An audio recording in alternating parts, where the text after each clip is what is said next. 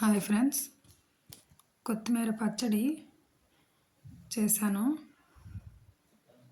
ఏం లేదండి, ముందుగా కొత్తిమీర నీట్గా శుభ్రంగా కడుక్కోవాలి. తర్వాత టమాటాలు కూడా వాష్ చేసి కట్ చేసుకోవాలి.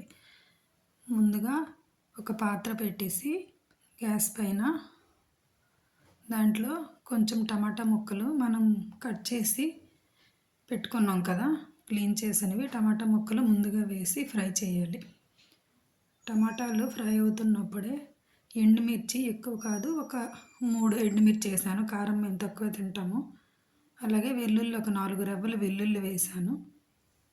ఈ మిశ్రమం అంతా బాగా కలపాలి. ఆ తర్వాత క్లీన్ చేసి పెట్టుకున్నాను కదా, కట్ చేసి పక్కన కొత్తిమీరని, ఆ కొత్తిమీర కట్ చేసుకున్న కొత్తిమీర మిశ్రమం అంతా ఈ టమాటాలు, ఎండుమిర్చి, వెల్లుల్లి ఫ్రై చేసాం కదండి, అందులోనే వేయాలి ఇదంతా. ఆ తర్వాత కొంచెం మెంతికూర తీసుకున్నాను. ఆ మెంతికూర కూడా కట్ చేశాను. నీట్గా క్లీన్ చేసి కట్ చేసి వేసాను.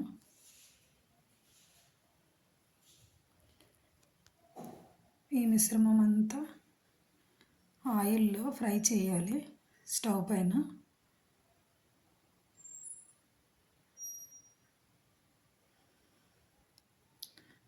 ఇది ఫ్రై అయ్యేసరికి కొంచెం టైం పట్టుద్దండి.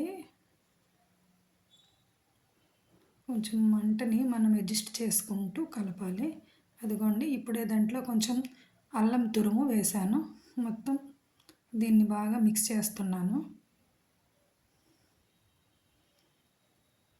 కొంచెం తక్కువ మంటలోనే ఫ్రై చేసుకుంటే బాగుంటుందండి. ఫ్రై అయిపోయిందండి ఇదంతా నీట్గా. ఈ మిశ్రమాన్ని మిక్సీ జార్ తీసుకొని మిక్సీలో వేసుకోవాలి. కొంచెం సాల్ట్ వేసుకోవాలి, అంతేనండి. కొత్తిమీర టమాటా పచ్చడి రెడీ అయిపోయినట్టే. దీంట్కి నేను మినప రొట్టి కాల్చానండి. మినప రొట్టి అదంతా ప్రాసెస్ తర్వాత చెప్తాను, దాని గురించి మరొక వీడియో చేస్తాను. మినప రొట్టి పెట్టి, అదిగోండి మినప రొట్టె అయితే అయింది. దాన్ని తిరగేసుకోవడమే. మినప రొట్టి రెడీ అయిపోయినట్టే.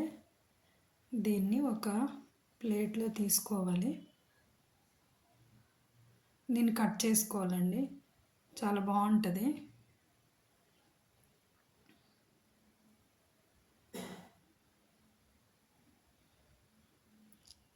వీడియో సైడ్కి అయిపోయిందండి, అంత క్లియర్గా లేదు. ఇంకోండి కట్ చేశాను.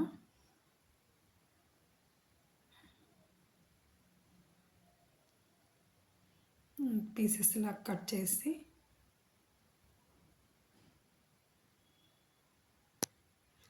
మనం తినేటప్పుడు ఆ మినప రొట్టెకి ఆ పక్కనే కొత్తిమీర పచ్చడి యాడ్ చేసుకొని తినేయటమేనండి.